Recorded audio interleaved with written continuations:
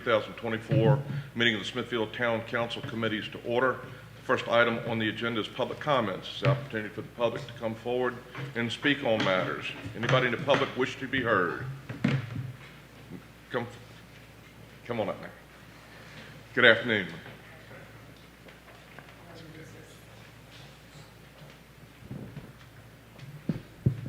Thank you.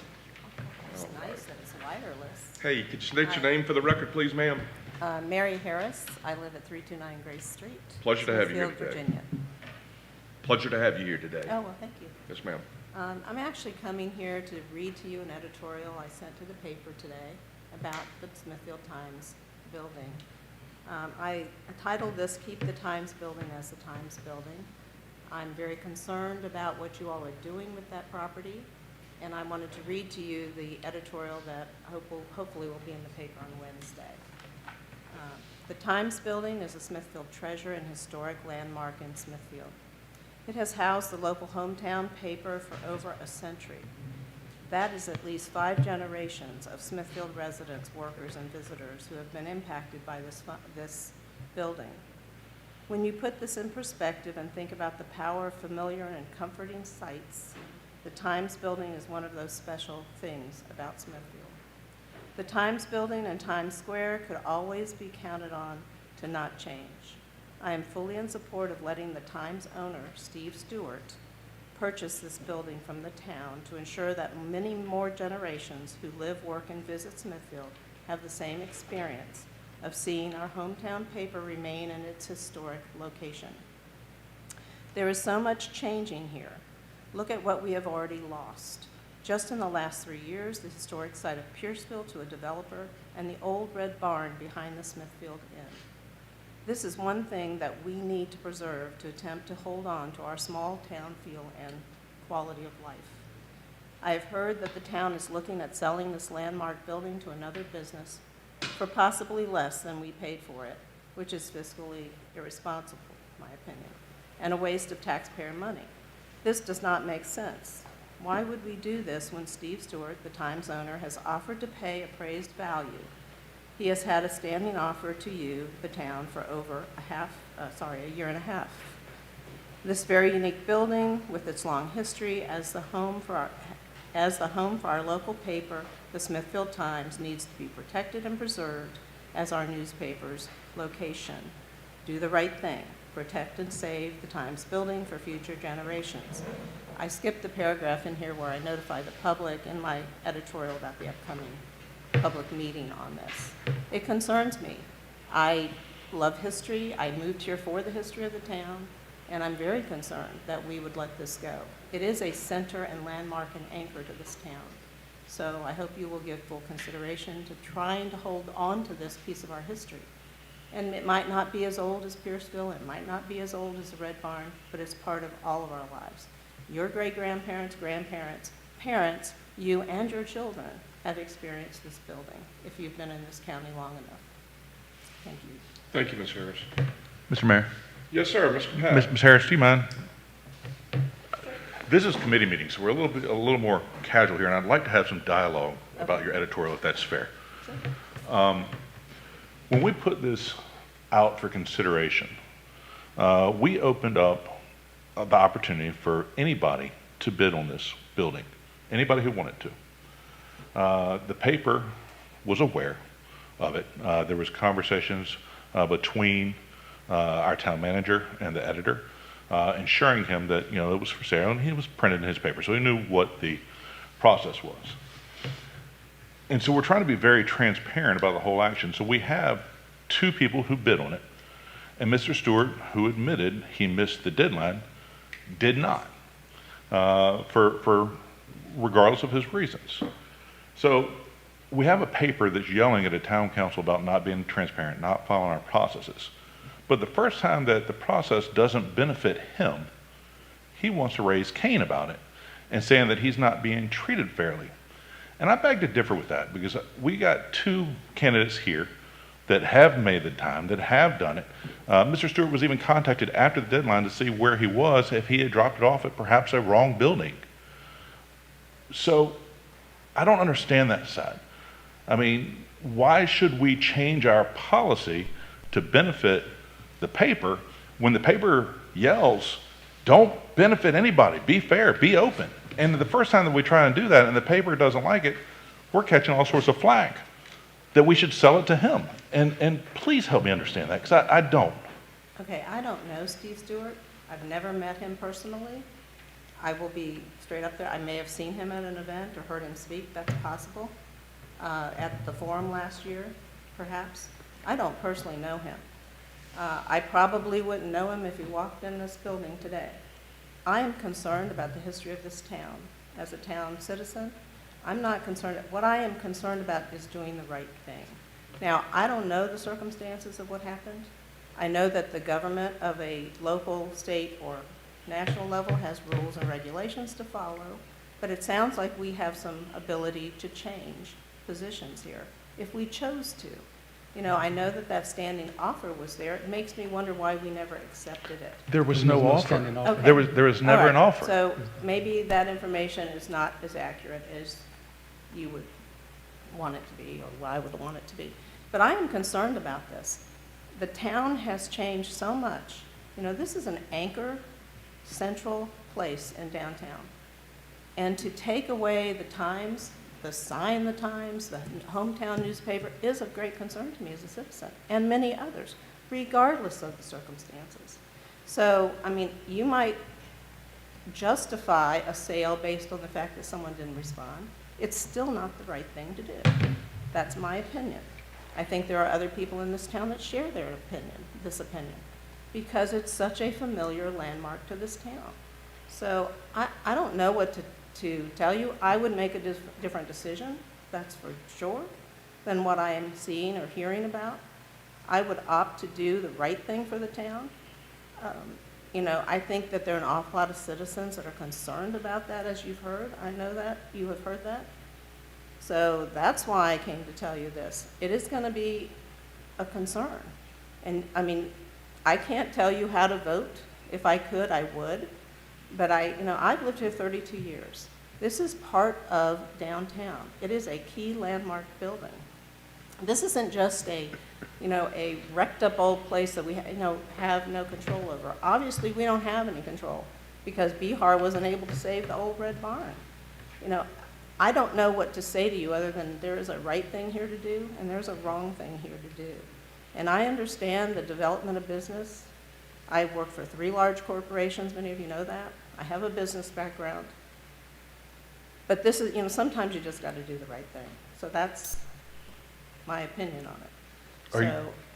Are you I aware understand- that we're keeping the stage in the I am front? aware of all of Okay, that. just making sure. Yes, I am very concerned about taking away the sign that says the Smithfield Times and having our hometown paper right downtown. I'd like to see our offices down there again. They were there once upon a time. That isn't there anymore. I wish our police department had more presence downtown. Some of that is size and building. I understand all of that. But let's not just keep taking everything that is part of our history and part of our character as a town out of the downtown. I mean, I don't want to see that building turn into any business, actually. I don't think it is an appropriate use of the space because I have a history here. And there are an awful lot of other people who have a history here would say that. So that's my big concern. I just don't see that it's a necessary change that needs to be made. I can understand wanting to get it off of the balance sheet of the town, certainly can understand that. But I do know John Edwards. I don't know Steve Stewart. I think John Edwards would clearly tell you that this is a difficult pill for him to swallow. I don't know if you know him, the former owner of the paper. Oh, yes, ma'am. Right. So I think, you have an awful lot of character that's going to be lost in downtown. A lot of people like me who've been here for a while and have enjoyed seeing that and knowing that is our hometown paper without conflict. They've been open to support. I think pretty much things that we want, like our concert series and the things that we enjoy downtown, it just seems like we should be a little more graceful. Maybe that's a good way to say that. Have some grace about what we do with that building. Let's make a right decision here. My opinion is right decision, it stays in the hands of the newspaper. So I don't know. I don't know how to explain it to you any better than that. Well- You know, I know that I feel for those business owners. One of those bids, from what I understand, was very low. But I just don't think we should be doing that. Sometimes we need to stand a little bit firm and say, we need to have some of our core things that have been here forever and ever preserved. And this is one of those core things that we have a choice right now to make. Can we preserve it? The answer is yes, you can, if you choose to. So that's the way I look at it. You know, I've been through the transition of, we had a grocery store, we had a pharmacy, we had a gas station, we had all of those things. The buildings are still there, but when you take away certain things in town, the character goes with it. This is one of those things. You know, I would love to see Simpsons back, but when someone passes away, what are you going to do with his property? Which was an old pharmacy downtown. So, I mean, I think that we have a real opportunity to say, you know, Smithfield has some character, let's save it. Let's save that character. And this is one of those things that has deep and abiding character with this town. You know, I don't know how you're going to vote. I hope you will vote to at least consider saving it and have that discussion. I'm going to be back next week to talk at the public hearing about it, as I hope other people will. I don't know who will. But regardless of the circumstances, you know, maybe there was an error on people's part. I don't know what the circumstances were, but I think we need to back up, and I think we need to consider how this affects the town, not just our balance sheet and not just a couple of business owners who rightfully have been successful in this town. I just, you know, I really feel strongly about this. This will be very disappointing to me personally, not maybe everybody here, but to me personally, to lose that building as a Times building. Regardless, I don't always like everything they publish and say, but that, you know, freedom of the press, woo-hoo, let's go. I really believe in that. So anyway. I understand and respect your position, absolutely 100%, always have. But what just I don't understand is why when we set a proper protocol for sale, which is the way that it is supposed to be done in government, that when we follow that and somebody doesn't get a bid in time, why that bid should be then considered later, after the due date. Because I really feel like it was reversed and we accepted somebody else's bid after the time, that we'd be catching flack again. And that's the part that continues to baffle me. I understand the history of the building, because that's a slightly different argument than the one that I'm making, and I understand and I respect that.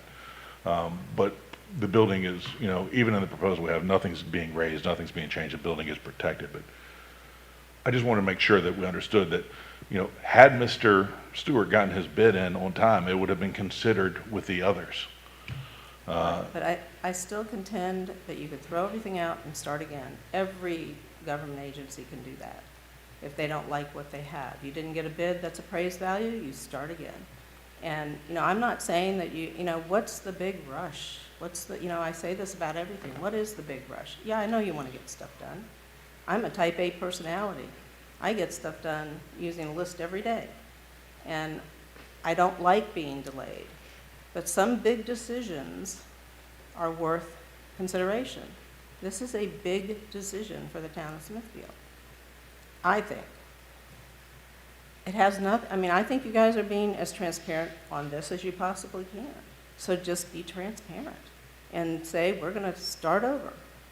Now, I don't know that I would say that if you got a bid that, you know, that I could justify that. I would justify wanting it to stay the Times building, but if you had $1 million offer on the property and the town would, you know, yield, that's a little hard to argue about.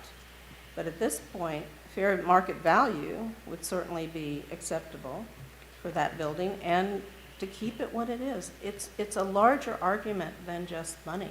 at this point in my head. It's an argument of protection of our history and our character and our quality and our feelings about this town, which have been changed by some of the things that have happened here, which you guys have and have not had impact on.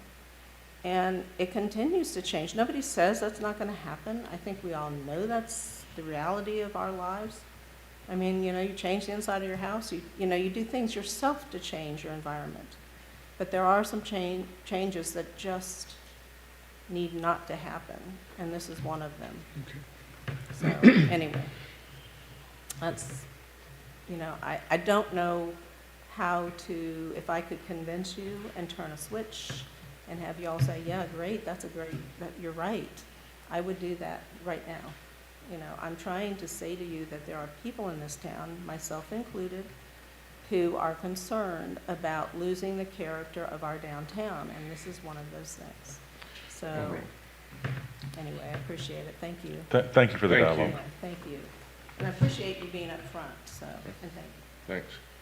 I don't have anyone else signed up. Does anyone else wish to be heard in public comments? Yes, sir. I have a few.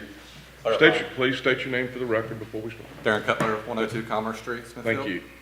Thank you. Clearly, I can't speak for Mr. Stewart, but he is my neighbor and friend, and I think that he's communicated some of the circumstances that surrounded his bid.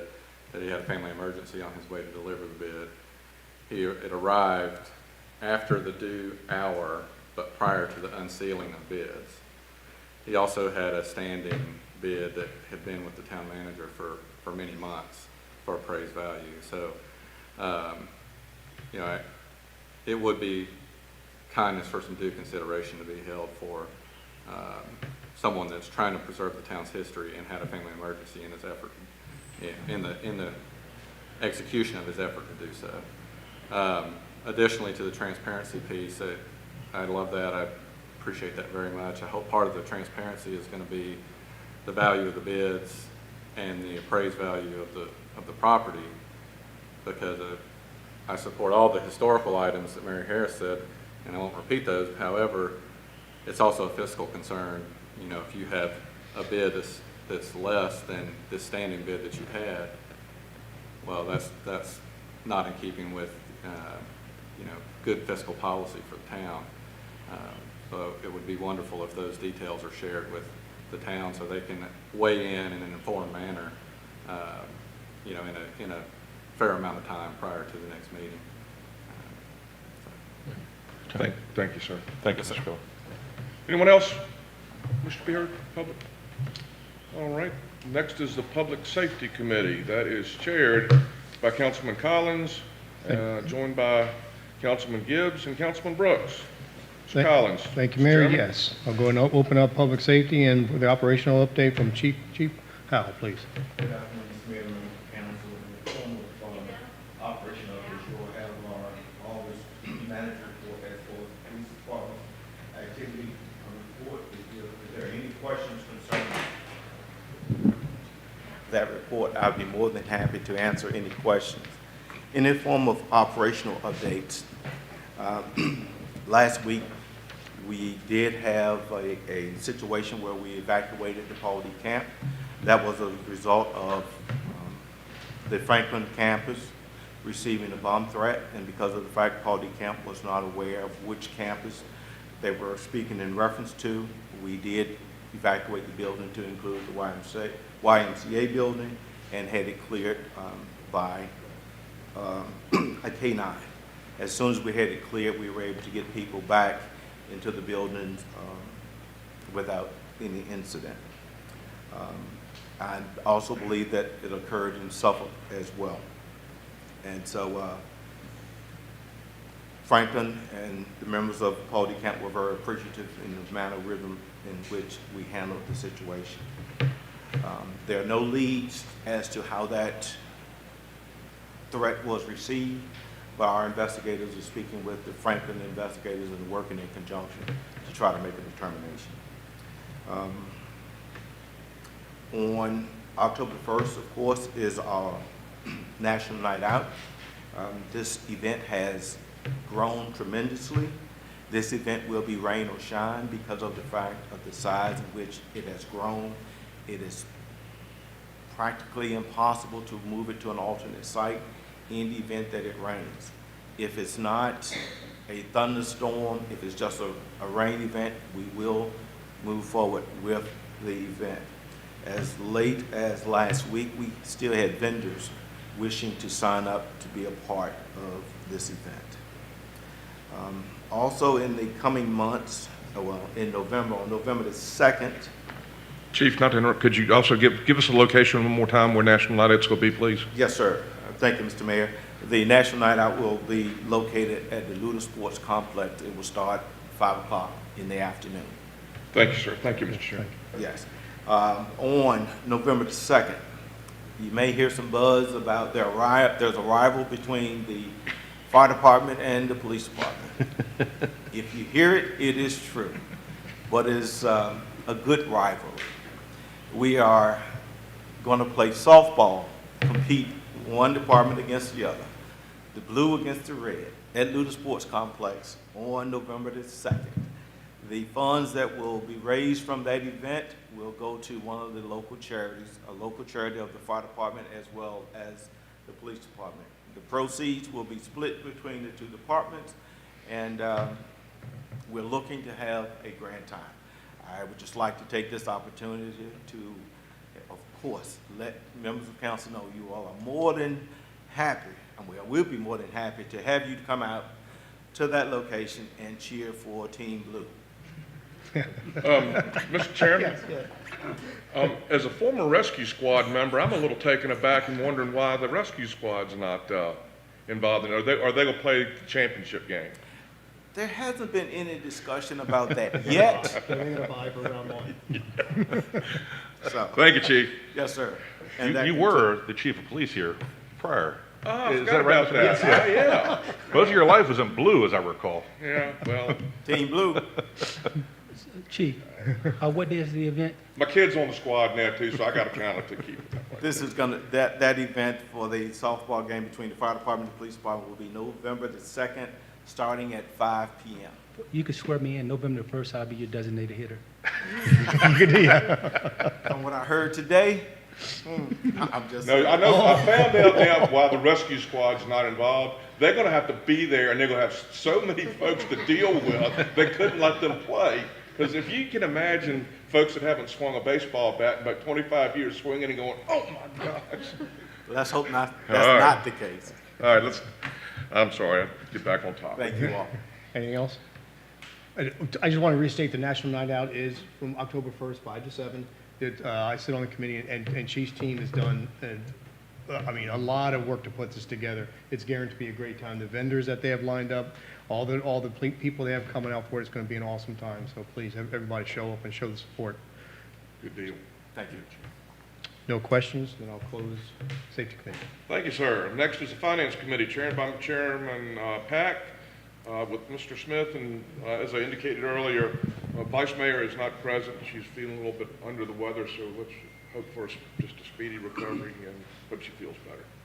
Mr. Chairman? Thank you, Mr. Mayor. At this time, I'd like to open the Finance Committee.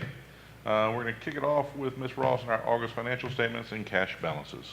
Mr. Mayor and Town Council, you have your packet in front of you. I made a slight change to the financial statements.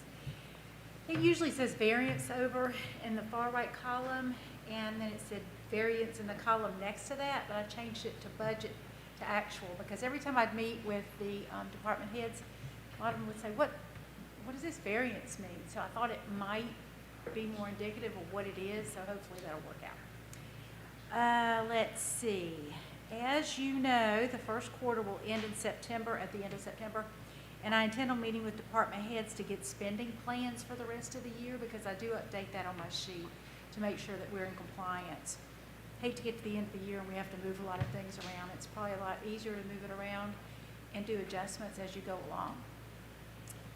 Okay, June 2024 is still in process because we're still making adjusting entries. The auditors are here, and they're keeping us a little bit busy. They come down every 2 seconds. So they'll be here for the rest of the week. We have about 4 pages of things that they want from us, and the 4 pages are not just lines, they're sub-lines from that, so hopefully we'll get through all that. Okay, so I'll quickly talk about revenue for the year. It's $799,840, or 7.13% of budget, which is expected since our personal property is not due until December. The majority of the revenue comes from interest and Smithfield Center rentals. The tax revenue accounts for about $270,000. Additionally, our PPTRA, as we know, comes in from the state, and that's $240,000 of that overall revenue. The expenditures are 15.26 of the budgeted amount. They're $667,000 higher than the prior year. That's mostly to do with the Luther Sports Complex, the first payment of that, and the boardwalk renovations. Any questions on that? No. Okay, our debt outstanding, can y'all hear me okay? Yes, ma'am. Okay. Our debt outstanding right now, as at the end of August, is $4,354,655, and there's a debt sheet that details that information. The payments for the Series A-2 and A-1 were paid in February. The next due date is next month, and you can see the debt tables for that. The vac truck, there was a payment made in August and another one that will be made next year, but outstanding right now is $98,000. We'll talk a little bit about, I'm done. We'll talk about cash balance. Yes, ma'am. Yes, ma'am. I'm jumping right into it. Okay, so the cash balances, I'm getting ready to update the sheet, and Councilman Collins and I were talking about that the one titled cash balances is, I think it needs to be redone so it's more reflective of actually what's going on, and it's got a lot of information in there. I have trouble reading it, so I'm sure that people don't look at it all the time might have trouble reading it. So we're going to rework that and make that more impactful. So if we look at what our bank balances are, just the basic bank balances that we have, the ones that we can spend, might be about $8,188,000. The Virginia investment pool is $7,773,000, and the sweep is $17 million. As you all know, the Federal Reserve changed the interest rate down 0.5%, or half a basis point. So it makes me start thinking that we should look at alternatives to what we're doing. Based on our investment policy, we do have the ability to have brokers, work with brokers, and I was attending a class 2 weeks ago, Roles and Responsibilities of the Treasurer, and always you learn new things that you couldn't possibly have understood, that if we are touching another locality and they already have an agreement with the broker, that we can use that agreement so we don't have to go out and RFP any of the brokers to deal with callable bonds that we have, and that's part of our investment policy. However, we're limited to 20%. So we do need to start looking at everything else since the interest rates might start declining just a little bit. We can do with Virginia bonds and U.S. bonds too, as well.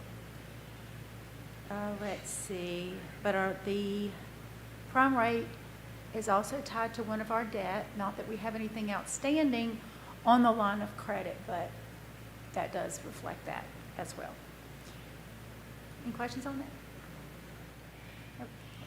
You're the only person in the room that's not excited about the federal interest rate being lowered, but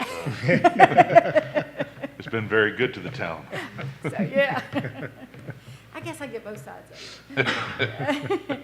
Okay, so I'll talk a little bit about Munis. Have you heard me talk about that before? So we were supposed to use them for personal property billing, but I really wasn't happy with the way we were going. We had 3 days of the staff that was supposed to be looking at training. They didn't do any training. They did about an hour of training. So I said, that's enough. We're going to pause that right now. And our intention is to probably pause it for as long as we possibly can. So that's just a little bit about it. I just don't want to waste any more time, any more of the staff time, and they're really not getting training on it. I didn't want it to go live with nobody knowing how to use it. Mr. Chairman, Yes. Had a discussion with the town manager about Munis. I've been hearing about Munis ad nauseum since about 2012 when I That's about came right. on. Yep. And I don't know what the deal is with that group or whatever's going on, but the town manager is actively looking at some, and I know likely you are as well, looking at some alternatives because it just, I don't know what the real problem is, but I know it's not for us trying to make sure that it worked from our end, but something just is not fitting. And when it gets to the point, 2012, 12 years ago, and we're still not happy and up and running and things going the way they should, it's time to look somewhere else. So I had that discussion. Matter of fact, to his credit, he brought it up and explained to me because he's currently at forget what the conference is, but it's a town managers conference in Pittsburgh now, where some other folks with some other opportunities will be there. And I think we're actively just looking around to see what we can do a little differently because, it's not working when tax bills come out late and things like that are directly linked to this specific system. Something's wrong and something's got to change. Absolutely. Thank you, Mr. Chairman. Yes. Chairman. Yeah, Real quick, I agree with everything Mayor just said. Laura, you and I sat down and talked about the nightmares with this, but I'm a little, doesn't the county use Munis as well? And do they have the same nightmares, or is it just the team we have versus the team they have? We're on a different version. They're on a host-based system, which is server-based, which sits in their location. Okay. We're on Okay. cloud-based, so we're never going to really match Okay, up altogether. And that was the thing, to have it syncing up, but it doesn't match that way. It'll never sync up. it never will Refund anyway? abatements and supplemental bills would all be pretty much synced right up, but it will never be synced up at all. It's just a difficult system to use. Everything you told me, I totally agree with you. It makes no sense going through that pain if you don't see an end to it. And you would sit in these quote-unquote training sessions. My staff spends so much time working on that. I Okay. would love for us to actually be doing things that we want to do, good things for the town, rather than sitting in these long implementation meetings. So I was in one meeting and I got frustrated because they weren't going anywhere, so I thought, who's in charge of Munis? And I Googled it and found out the name of this one person, and I wrote to him.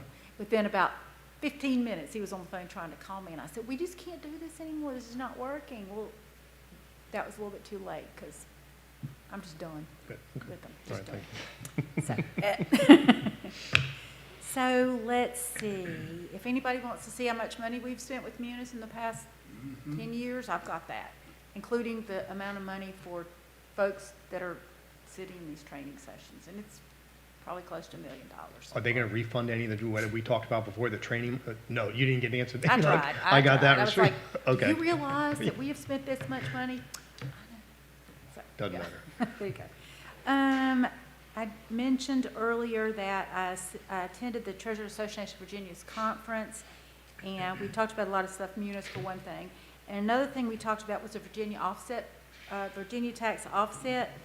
In that one, my deputy is attending a collections class right now to understand how that works, and I've reached out to Virginia to find out how we do it. So that might help us collect some stuff. So if anybody needs to know more about that, but what it is the agency can cease state tax refund to cover unpaid taxes.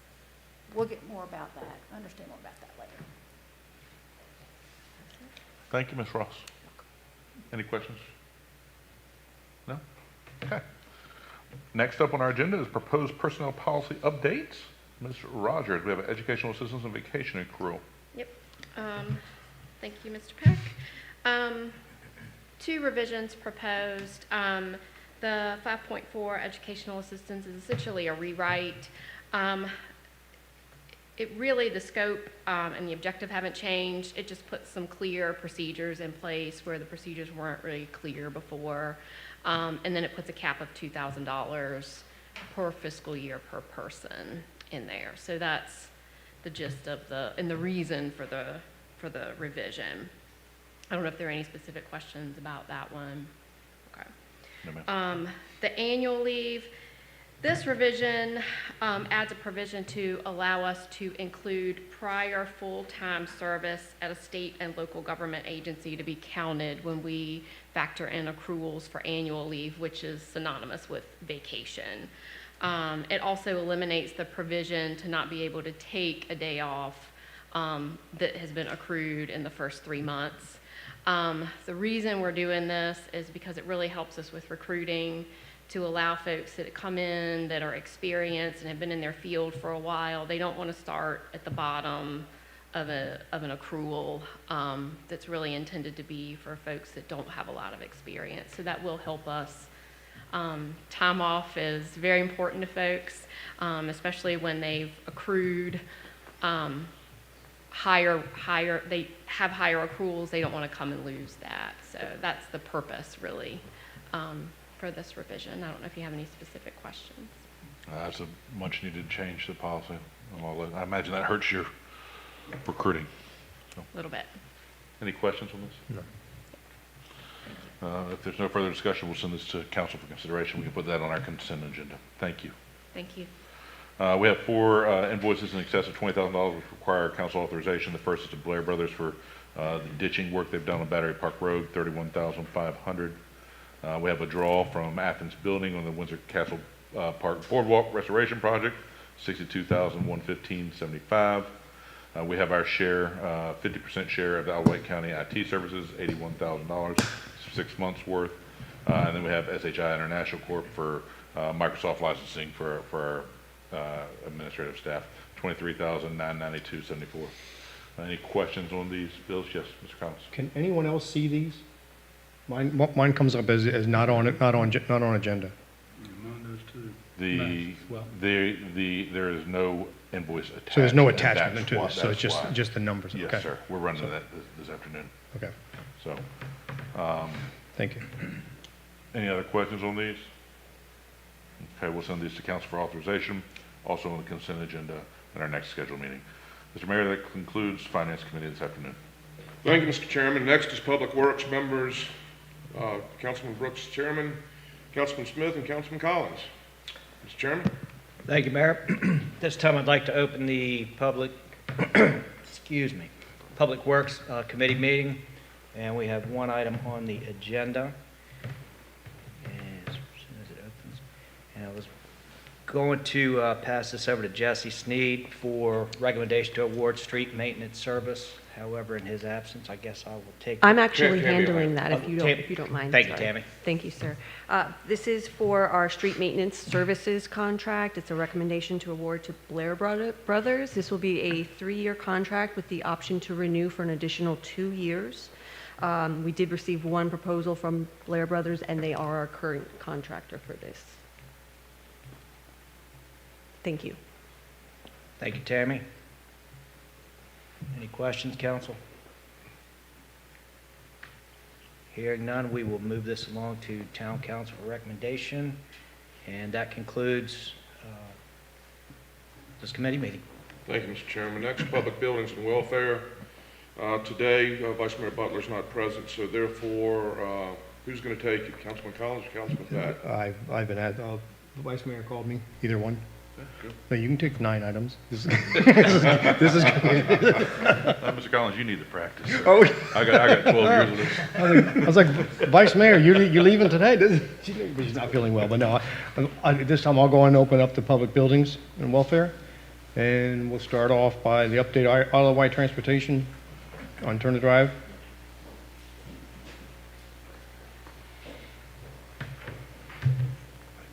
Mr. Keaton, Ms. Oliver, good to have you here today. Good to see you. Ms. Oliver is much more better prepared to explain this than I am, so she will begin. Always, she I'm always here to is. just answer any questions if needed. I know how that works, believe me. Thank you. Good afternoon. We're here to discuss the Turner Drive Intersection Improvement Project, and in particular, our revenue sharing grant award. I'm sure that you're familiar, I've been here before to discuss the Bench Church at Turner Drive Small Area Master Plan and TIA, which is Traffic Impact Analysis. You'll recognize the map in general. These land use parcels are a key area for growth in both of our localities. This, let me see if one of these is a pointer. This is the key intersection here of Route 10 and Turner Drive. So you can see all 4 quadrants that we focus on here are future land use growth areas in the comprehensive plans of both localities. We had a diverse stakeholder group for collaboration in this effort, and we looked at both long and short-term visions for planning and implementation needs moving forward. Some of the key takeaways through this effort with this stakeholder group that included both the county, town, the state, engineering groups, and private sector groups were in 2025, we'll be looking at needing turn lane improvements both north and south on Route 10. We'll need turn lane improvements specifically on Turner Drive. We'll need a single lane roundabout to access the commercial sectors that are developing. In 2029, we'll be looking at an overall traffic count of 24% new growth and 76% background growth. A signal at the Sweetgrass Route 10 intersection. And if I can go back for just a second, that's this area here. We'll look at a second left turn lane at Route 10 in Turner, which would create a dual lefts from Route 10 at the Sherwin-Williams onto Turner Drive towards the high school. And by 2045, which is the build-out period for this master plan, we would be looking at the idea of widening Route 10 to 6 lanes for a certain segment of that corridor. So this is a graphic, and you'll see this in your package. This is a conceptual graphic which shows, let me get back to my pointer here. It shows up here in orange, because it's the long-term vision, the widened section of Route 10 with 6 lanes. In black, it shows the dual lefts coming in here, turning down Turner Drive into 2 lanes, and then the single lane roundabout with one of the dual lanes becoming a right turn lane into commercial properties here, and then eventually also a lane coming off here into a commercial section on this side. The roundabout going into a single lane that would serve the schools down here.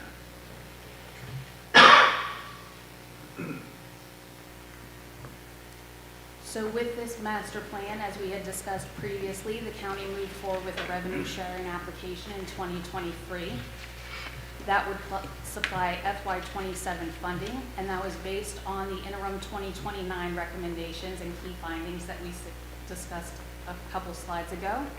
That would be the dual lefts from Route to Turner, and a single lane roundabout on Turner, which would provide future 4-way access. The application was for $7.6 million. Over here on the side, you can see a breakdown of some of the funding that we're going to discuss for the next couple slides. We were approved for partial funding of our application, which included $2.2 million from VDOT. That requires an additional $4.5 million to complete funding of the project. Isle-wide acceptance of this grant is required in 90 days from our approval, which is 11/1/24. This would currently have a schedule of PE starting in FY27 and construction in FY29.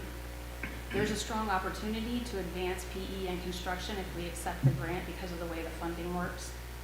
And it is important to note in that estimate that approximately $1 million of that estimate is contingency and inflation funding. So there is also a strong possibility if the project moves forward early that some of that estimate could be reduced. We would certainly hope so. So we just think it's important to note that in that estimate, there is quite a bit of contingency and inflation. So when we talk about transportation grant matching and cost sharing, we do think it's important to note previous experiences where the county has gone through this process. We've done cost sharing in county and private developments, including the Benz Grant Intersection Improvement Project and Nike Park Extended construction. We've done county and town cost sharing, including Shiloh Drive sidewalk in Windsor and the Smithfield sidewalk project that we're getting ready to do. And some key features of these type of projects include noting that the VDOT agreement is only between the state and the county as the grant holder. So these funding agreements between the county and the state, and the town is probably familiar with this because you've also done LAP projects. The funding agreement must commit to any cost overruns required to complete the project. So we can't start the project and then if there's any cost overruns, just stop the project. We're committed to completing the project. The construction process must meet VDOT and federal highway specifications. We don't have the option of completing any private specifications, any private roads, any private driveways. These are all public projects. And any secondary agreements that go along with the cost sharing, such as MOUs, memorandums of understanding, or private cost sharing agreements, have to be between the county and its partners. Those are not between the partners in VDOT or between the county and VDOT. Those would all be between the county and the private partners. The agreement between VDOT and the county is separate. So those agreements are where we would determine the total funding commitments, any type of collection mechanisms, any type of collection timelines, and confirm all of project administration authority, such as the MOU that the county has with the town of Smithfield for Smithfield sidewalk, and then the agreement, the project agreement that the county has with VDOT for Smithfield sidewalk. It'd be a similar process. So when we look at the 4.5 million shortfall to bring this project to fruition, the county got with the private stakeholders and also has worked with town staff to look at several different scenarios for how we could bring this project to completion. After looking at several scenarios and meeting with both our board and town staff and the stakeholder group, we have developed the scenario that you see in the package here that I brought forward for discussion today. We can pull the map back up, or I can flip back to it in a moment, but those land use blocks that were in the original map correspond with the lines that are matched up here. And what we've done is assigned value to each of those blocks as a contributing factor in the overall growth related to the master plan. So Turner North and Turner South, 13 and 11%. Cypress Run South is, I believe, the blue. Sweetgrass is, of course, a development that's already been approved in the county. And then there's a portion for Isle of Wight future growth, which is recognizing the background growth and future development in Isle of Wight, and the town future growth, which is in recognition of background growth and future growth potential in the town side as well, which gets us to the total amount that's needed to match the grant funding and move the project forward. And we can come back to this slide or to the map slide for further discussion. But just looking at the next steps that are required to move the project forward as a whole, the revenue sharing award agreement has been received from the state. So Isle of Wight acceptance is required within 90 days to keep moving forward. PE would begin in 27 with a strong opportunity to advance it sooner than that. We have the choice of either accepting the funds. We would need to develop MOUs with our private and town partners, organize a collection mechanism for shared funding, and negotiate possible project advancement with the state to get started. Or if we do not accept the funds, VDOT would cancel our project and the funds would go to another locality for their revenue sharing projects instead. And then individual developers would have to account for the required needs in their individual TIAs, and the community background needs, which are 75% of the estimated impacts over the next 10 to 20 years, would have to be addressed via other applications, and we would have to look at those through community impacts and future projects in other funding cycles. And just as a note, looking at other grant cycles for community projects, we're currently in FY 30 to 34 as far as smart scale, revenue sharing, and those type of projects. So if there's questions or if we would like to discuss this, I can go back to any of the preferred slides for the screen. I would ask a question just for you to define the background growth, the 75%, that if it does not, the funding doesn't come through, then that 75% you said was still open for it to be solved or developed in other means. Correct. So the way the background traffic goes, at 2045, you're going to have growth anyway, correct? So if nothing happens in your no-build scenario, you're still going to have an amount of growth happening anyway, right? So in 2045, when things develop, you still have at least 1 to 2% of growth happening just from the people that live here, just from individual houses happening, just from families growing, just from anything that happens, and that would be that 75% that's happening, whether this new development on these individual parcels that are recognized happen or not. And also background growth is further up and down the corridor. So we're looking at this handful of parcels right here, but your background growth is also things happening down towards Riverside, or things happening down towards the Grange, or everything up and down the corridor is still impacting this location. So that 75% is still impacting this location, whether development happens on this quadrant specifically or not. So when we looked at the master plan, 24% of the impact was designated specific to land at this location. 75% was probably going to happen whether that land develops specifically or not. Okay, that just clicked. Okay. Question. Questions? Under the Isle of Wight grants, $3.1 million, exactly where did that money come from, these grants? Yes, so 2.2 of it is the revenue sharing grant from VDOT, and there's another approximately 900,000, I think it's 947, that is a smart scale grant that we got that's going for a turn lane extension on Turner Drive, which would also be put towards this project instead if this project moves forward. I guess what I don't understand is, was there any thought given to apportioning the grants that were received between both the county and the town? County get the benefit of any of those grants during the course of the discussions? Am I making sense? I guess I'm not completely clear. So the smart scale grant was given to the county for the Turner Drive turn lane, for the Route 10 turn extension. Right. So that is a county grant. Okay. And then the revenue sharing grant that the county applied for is a county grant. So that's why they were both listed as county grants. They are county approved grants that the county has to administer. Okay. But they're also for specific projects. It's not, It's not for the, yeah, it can be moved. It's only for that particular project. Correct.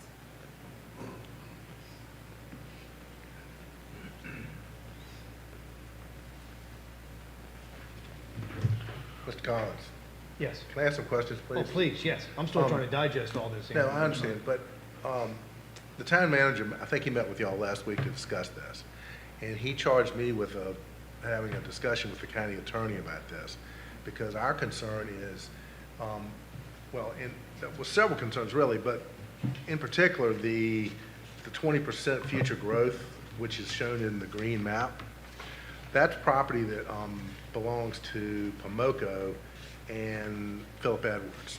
They're the two property owners. And there are no potential or known applications for that right now. And, I mean, there could be, but there may not be. But I think you said that there has to be either an agreement between the municipalities to come up with the money directly from the municipalities, or you have to have agreements between the private parties and the county. Is that right? Yes, but I think those are two different things.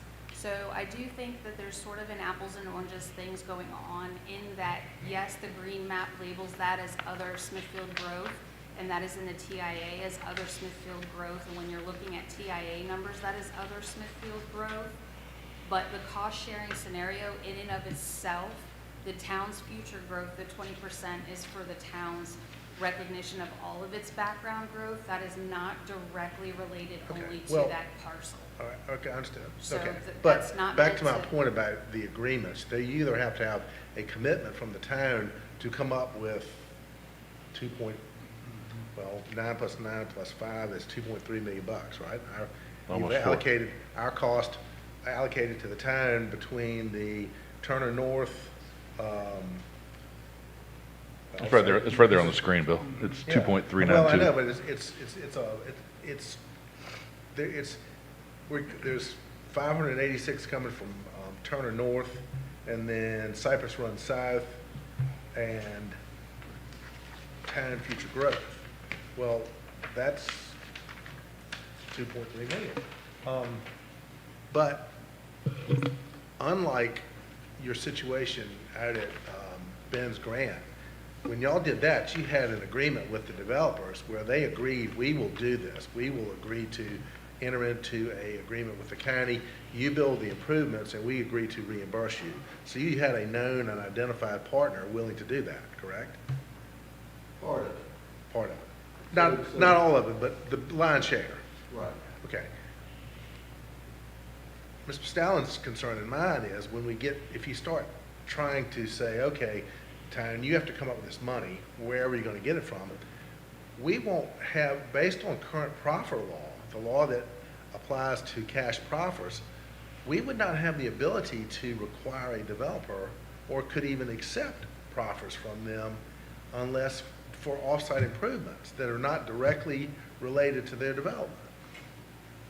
And so we're going, and I had a long conversation with Mr. Jones about this. We talked about it the other day, and he's of this. I think we're on the same page about that. The law doesn't let us to do it. So if the law doesn't let us do it, how are we going to do it? How do we get the money from the developers unless they're willing to just come to the table as part of a overall, this is a good idea thing? Because I don't think we have the ability to say, well, first of all, you can't demand it anyhow. That ship has sailed many, many years ago. You can only accept voluntary proffers. But you can only accept proffers if they offer them for off-site improvements that are directly related to their growth. And so how do we get the $900,000 from, I mean, maybe not all of it, but a lion's share of it, I guess, would be allocated to the Pomoco commercial property fronting on Route 10, and then the potential development of residential on the Edwards farm. I just don't know how we get there. The council can agree that our share is $2.3 million and we're going to pay it. We're going to come up with it somehow, but I don't know how we get it from a developer, be it that development or the Turner North, I guess, which would be the promontory, the potential development of promontory. Y'all have already, Sweetgrass is already, that's done. So you can't get any more from them. So we think that the Sweetgrass proffers do allow for them to contribute to this. Allow for them to contribute, but they don't have to. No, they've already. We think Oh, they're okay, proffers they're willing to.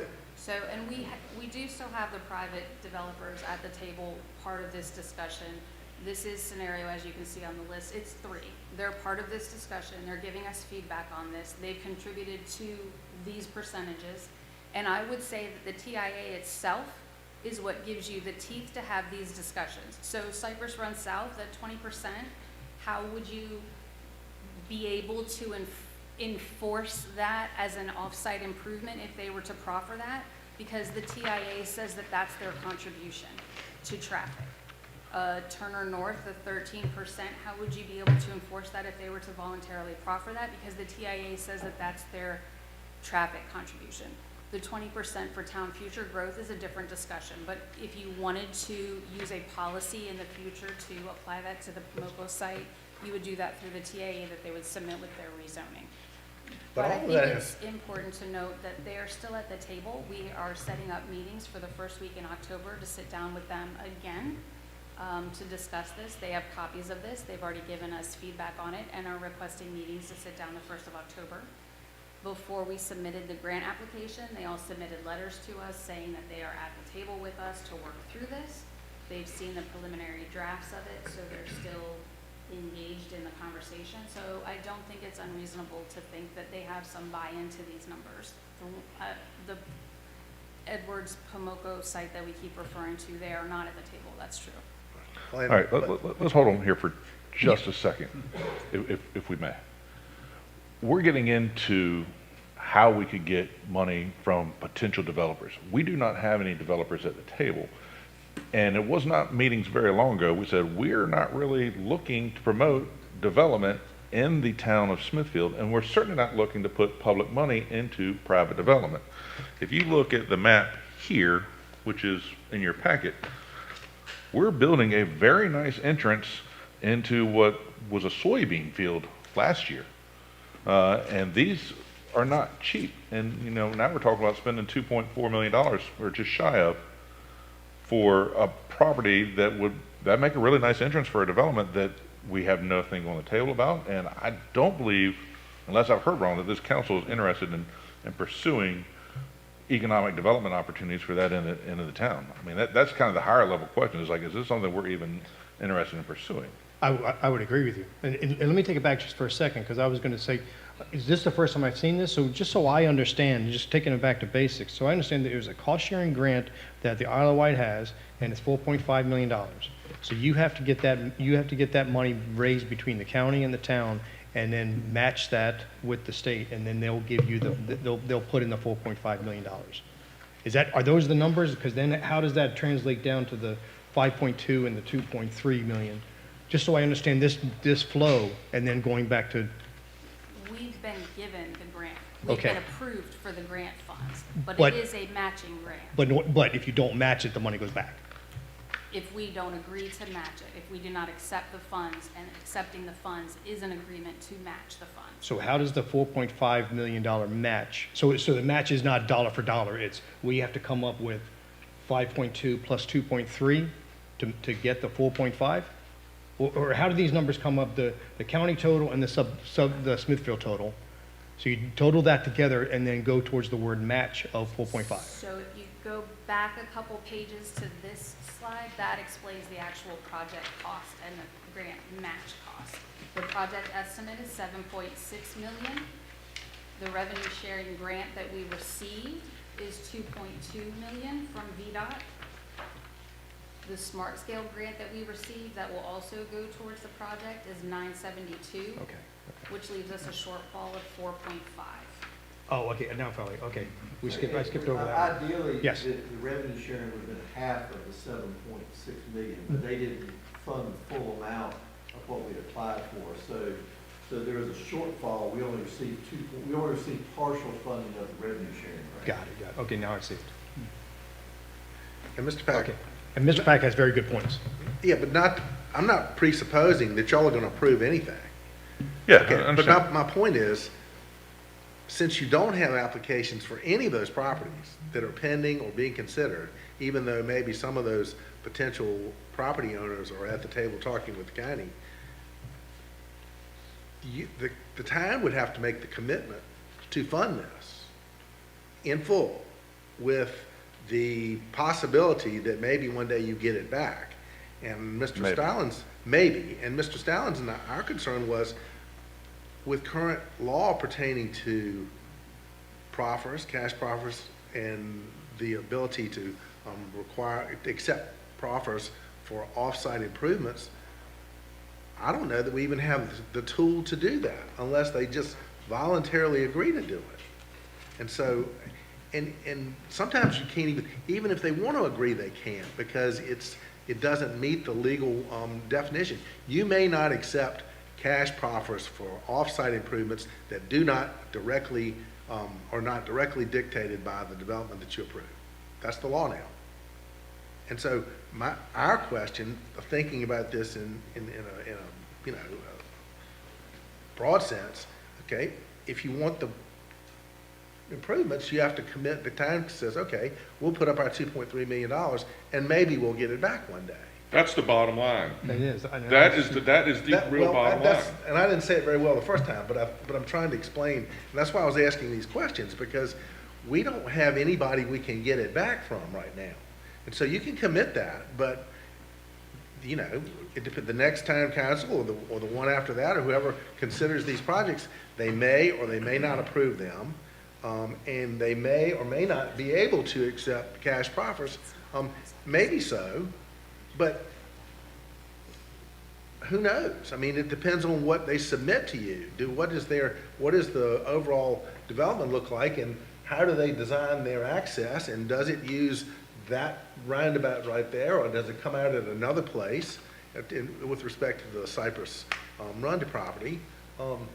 And of course, we can't begin to say about the Pomoka property and the Edwards property, because that's, Privately held for the time being, at least. I mean, I'm just, That is crazy. But Ms. Oliver, you're saying everybody you're talking to has current development in the pipeline, so that's why you're allowed to go back and forth with them. Well, let me jump in just a bit. So this whole TIA was funded by the developer.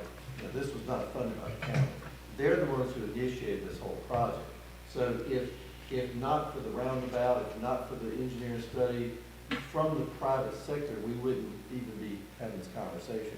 The only project the county had applied for initially was to lengthen the turn lane to go into Turner Drive. That's the $972,000. When the developers came to us on our side of Turner Drive and on your side of Turner Drive, that's how the roundabout came to discussion. They came to that, they proposed that as an improvement to access the commercial property and the residential property on the town side and to access the commercial property on the county side. So this whole process has been driven by the private parties, and to initially for that side, the dual turn lanes is also driven by some of the background growth. Correct. So it's been a combination thing. But I think that Mr. Riddick's correct. The county portion of $902,000 and the town portion of the $902 may never come from anybody. It may just be, county and town funded transportation improvements because of the potential congestion and existing congestion there at the intersection. Well, I think we're distilling it down to what the real decision is. A lot of the stuff that we've discussed may or may not, may not come to, things like that. But if you get right down to the nitty gritty, the bottom line is what you just said, Mr. Keaton, is whether this council is going to decide to fund these transportation improvements to the tune of what they are, plus the potential for cost overruns. That's a little problematic with me as well, but at the same time, what is really hard for me to fathom is it's almost like, I can't use that term anymore because it's not politically correct, but the dire decision to make between now and November the 1st is, it's really, especially when the attorneys are having some discussion as to what's going which way or whatever, it's really putting us in an untenable position to have to make a decision to expend these type of funds without ample policy discussion and things like that. I'd like to have a little bit more time, but then again, you're not the one in charge of the timetable, and I understand that. And we're in the exact same boat you are. I mean, our boards have had the exact same conversation, so it's unfortunate that the timing is, VDOT saying, here's $2.2 million, if you want it, we need to know in 90 days. If you don't want it, then just forget the project. Well, what we may need to consider, we're having a committee meeting now. We'll have council meeting, what's the date? I can't remember what date, but it's like within a week or Next so. Wednesday. Second. We may need some more time beyond the council meeting that is regularly scheduled for Mr. Riddick, Mr. Jones, Mr. Stallings, all y'all folks that are paid to be wiser than us when it comes to this type of thing, to have some discussion. We may have to have a special meeting. But then again, now with this law, Bill, correct me if I'm wrong, if we have a special meeting, how far out do we have to? No, that has to No, do we're that. good to go. That's advertisement. You can either do you can adjourn your regular meeting Right. if you decide you want to have another, to reconvene. Just like we between- do with budget and things like Correct. that. Gotcha. You could do that if you need to. I'm just, Randy, in all due respect, I've always advocated for the county and the town to work together, and this is a scenario where may or may not be the right thing. But I just really have a hard time having to make this decision this quickly. And Does this include the 6th lane? It doesn't, does it? No. Okay. It's not any money for the 6th lane, it's just for the No, roundabout and, I think it's important to note too, that it also doesn't actually include this section of driveway or this section of road here. Those are shown to illustrate that this will create the opportunity for the future four-way of the intersection. It just includes the dual lefts, the dual laneage coming down here into the single lane roundabout. But it shows that conceptually, it'll operate in the future to both of those side roads. So what you're saying, it's cutting off right there at the roundabout? Correct. It's gonna be the function of the roundabout, the dual lefts and the function of the roundabout, but the side road functionality will be created when those side roads are needed by the private users. The private users would have to pay to access that Correct. roundabout. They would That's- create that That's the functionality. hook for the roundabout is, they would not have access to that roundabout without, proffers. So, Mayor, I agree. I don't like the timeline of this because I feel like we're being pushed into a decision. But this also brings up another conversation I've had with a lot of citizens that now I can see sitting up here, the decision process in that, why don't you guys plan for the future? Why don't you guys invest in things and increase this or increase that so we can plan for, when you guys are building this development over here, now there's traffic issues here, who thought about this 10 years ago? And I think we're at one of those crossroads of, if this isn't done 10 years from now, there's going to be, that town council's going to be yelled at, why don't you guys yell at things or plan things? And it's because I don't know if it makes sense to spend money today. Because it all depends on what's in the future, and that's hard to say. So to commit that amount of money without time and research and understanding what it is, I totally agree. But I think it gets back to a couple of conversations of, why can't you guys plan for the future? Well, this is why, because we don't know if it's committing $2.3 million is worth it. And if in 10 years from now, 20 years from now, it's busy over there, wow, it would have been. But if it's not, it's just a waste of money. Mr. Mayor, I got a question. Is this November 1st, 2024 deadline set in stone? Is there a possibility of an extension on that deadline? Can we ask? Yes, we can ask. Okay. Scott, if I can give an example to your question, of when the Ben's Grant intersection was being built. And I remember, because I was literally coming over here for my first interview with the board, and I drove through that construction. And there were 5 houses under construction of Ben's Grant. So the hospital had decided not to build. There was nothing happening at the intersection except 5 houses under construction. And everyone said the same thing. Why is the county building an intersection? There's no one out here. Well, in 8 years, there's 500 houses at Ben's Grant. There's 240 apartments, and the hospital's under construction. So, yeah, and that's probably more of a self-fulfilling prophecy. You need that intersection before everything can be built. And it was the county, same situation. The county got a revenue sharing grant to pay for half the intersection. The private folks paid their share, and they haven't paid all of it because there's one more little problem that's a future project, and that project never happened. The county will never get that money. The hospital, once they go to the doors, they owe us $250,000. So, same situation as this. Yeah. Interesting. Well, I think we, still going back to the beginning, this council needs to make a decision whether we're willing to allocate this amount of money in hopes that we may get some money back. That's really, But having no hammers on anyone or anything out there that we can get the money back. Sure. It's just hoping somebody I think volunteers to Mr. say, hey, can we give you free money? I think Mr. Reddick has explained it exactly the think way so, too. it is, and it is what it is. And I've never seen a developer that goes back out and says, hey, I'm a volunteer, I'm willing to give you. Let me help you out.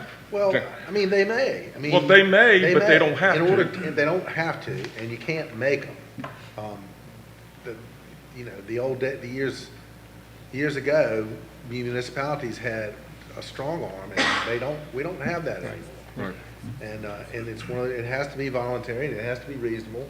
And I'm not gonna pick any one piece of property, but if somebody comes in and a developer says, I want to do this project, and this is what it's gonna look like, and, we want to do A, B, C, and D, and we hope you think that's great, and on top of that, we're willing to proffer you X dollars towards the transportation improvements, if you can draw a nexus between their use, their potential use, and these improvements, you could accept the money. And that would be put on us. Is your nexus. Huh? That would be put on us to draw that line. The TIA is your nexus. The master plan is your nexus. Well, it is, except unless they say, if the Cypress Creek people say, we're not coming out of that location right there. They have to. VDOT's already said you can't access that road without that roundabout. I was going to say, I This don't. is driven by VDOT. VDOT has said the developer on our side See, can't have left turns. See, we don't know any of that. But I I'm don't just saying- understand how you don't know that. You Yeah. guys How are would, stakeholders how in would the we know master that? plan. How would we know that since it's not been shared with us? You It's guys are, it's been discussed at your planning commission you meeting. guys are in the, you guys are, We haven't been part of this discussion right here at all. Who has? Well, the developers that funded this, their only access to get to Turner Drive is through this roundabout. Okay. They can't go around Route Yeah. 10, they have to use this route. The developers at our side have to use this roundabout to have left turns on Turner Drive. They funded the study. what else would your commercial on your frontage on Route 10 do? Would they all take U-turns the same way the farmers, the tractor supply does? They can't all take U-turns at the same light that all of your residential is coming out of. I thought the promontory was also coming out of Cypress Run.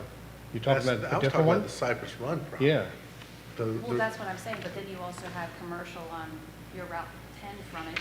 sure. Well, they can't all have full access driveways on Route 10.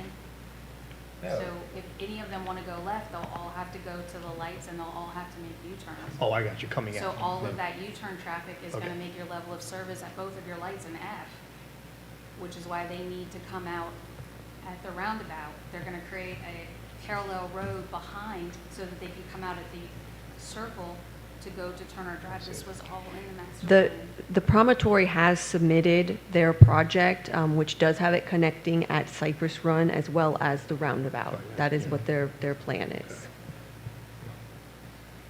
When do you expect us to see this Cypress Run?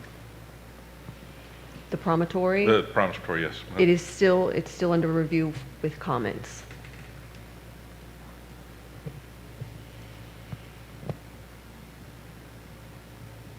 I'd like to see if we can extend that deadline. I mean, I just don't like the idea of giving a decision. It is. There's just way, I think there's way too many questions All right. to commit anything from the citizens. Mr. Chairman, why don't we do So this? we go from here, yes. We can't make any decision here at the committee level at this Right. point to do anything, period, other than to move it on to the council meeting. But if we move it on to council meeting, is that an up or down vote? It could Like be. go forward or not, or? Well, it can be, or you can push it Right. farther. I mean, there's nothing that would preclude you from meeting again between your October 2nd meeting and the November meeting, if you chose to do so. You could do like a continued meeting for a work session, whatever you choose. That's within your purview. But that'll all depend on whether this decision can be extended or not. If it cannot be be extended, then you need a decision from the council, an up or down vote on it, right? Yeah. Or we just don't accept it, right? Just don't accept it, sure. Yeah. So how quickly do you think we can get that answer? I mean, can we have it in the next couple of weeks to where we could potentially, if we needed to call a special meeting? Well, or continue, as Mr. Riddick said, continue the next meeting on to a date certain for further discussion on this. Then maybe Jamie would have, some decision as to whether they give an extension to the deadline. Or in the next couple of weeks, be searching your soul to determine if this is the direction you want to go. Don't waste the time hoping for a delay, because we know how that works. Just on the meeting issue, because we've done this before, on October 2nd, you would not adjourn your regular meeting. You would just, you recess. Recess it. And the meeting would be continued to another date certain in time. So it's still the same meeting, and at which you can vote. Because you can't vote in committee meetings, you can't. Right. So that's how we would extend the time for the council to make a yes or no vote if you chose to do that. It would almost be as if you were recessing for lunch, although it would be a couple of weeks. Okay, let me ask a question that we don't need to answer right now. So, does everybody have a gut check on what they want, and is it worth going to, putting it on the October 2nd agenda? Or should we wait to see if we get an extension? I think you need to move to the October 2nd agenda. You can find out, discuss it or whatever, and then if you want to continue it. Then decide then. Okay. Or you can be thinking between now and the council meeting, do you want to do this? I wouldn't mind having a little discussion, a little report from Laura and things like that as far as the monetary implications and things like that are concerned, what, Right, from a yes. forecast perspective and things like that. So, so So let's do that, let's forward to the town council. And then we can decide further on October 2nd whether we take a vote or continue it. Mr. Rich, Another question, maybe you can answer this. When does the money have to be paid? What, 29 time period, FY 29? Possibly, if we go to construction at that time. It would be at the time of award of construction. Okay, so it's not like somebody has to write a check. Okay, it's a long-term fiscal commitment is what it comes down to. I just saw Ms. Ross smile on that one. Yeah, I did too, yes. Well, it's, You know- Turner Drive is a good example, I mean, not Turner Drive, Nike Park is a good example. You know, we first received that award back in, what, FY 18 and 19, and it's just going to construction now. And that one, it was at first, you know, we had a certain amount that was, amount certain for that project. The estimates were wildly, you know, going up and down. And then we finally came forward, Mallory Point came forward. They made a volunteer cash proffer to help with that project, because that also solved the problem they were going to have to do at Titus Creek anyway. So they were able to give a cash proffer for that project that was far away from their site, but it helped solve their traffic problem. So that is moving forward, and the estimates came in quite a bit under what some of the actual bids came in quite a bit under the estimates. Nike Park Extended was a project the county had been trying to solve for years, and there was no private money in that at all. It was just the VDOT and the county for a while, and then we were trying to figure out how to pay for that. Correct. I mean, I would say too that goes to the point when citizens are concerned about solving existing transportation projects, that there's also an issue of the long-term life cycle of transportation projects. Here we are looking at a problem for 29, we're applying in 23, even when we get funding, we're not looking to go to construction until 29. So, I mean, it takes a long time to bring these things to fruition. Even if we advance construction, we still might not actually be putting shovels into the ground until 28, 29. So are your estimates escalated for the out These years? estimates are escalated. So they're yes. escalated for the anticipated construction year? Yes, so this estimate, that's why I said there's approximately $1 million of contingency and escalation in there. But that's for escalation. Are the base estimates escalated? I mean, I understand escalation in price are possible, but did your base estimate, did you escalate each item to go to the out year, or you just have the $1 million lump sum? No, the estimate that's in here for the 7.5 is escalated to the construction year of 2029. So every item in there is escalated for a 2029 construction. And then year. on top of that, there's $1 million contingency. No, not Follow me top on of that? Okay, that's what I'm Each saying. That's what I'm saying. phase- It's mixed in there. Each phase has Yes. contingency Okay. plus escalation per year for Yep. the year that it's in. So Okay. PE has contingency and escalation for that year. Right-of-way has contingency and escalation, and then construction has contingency and escalation. Okay. which Mr. is Chairman, I why have a it's Yes. suggestion again.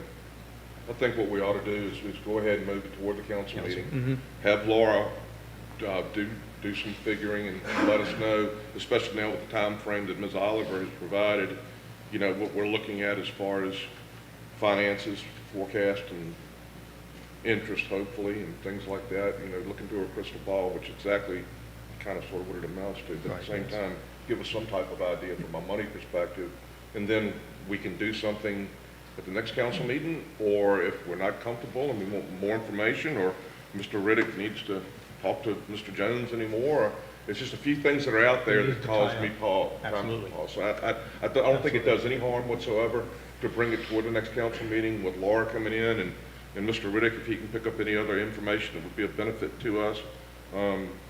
We're there, and then we can decide collectively as a council whether we're going to do anything then, or if we need to continue or recess the meeting until a special meeting to handle that specifically, we can do that. I don't see any Yes, harm I agree. doing.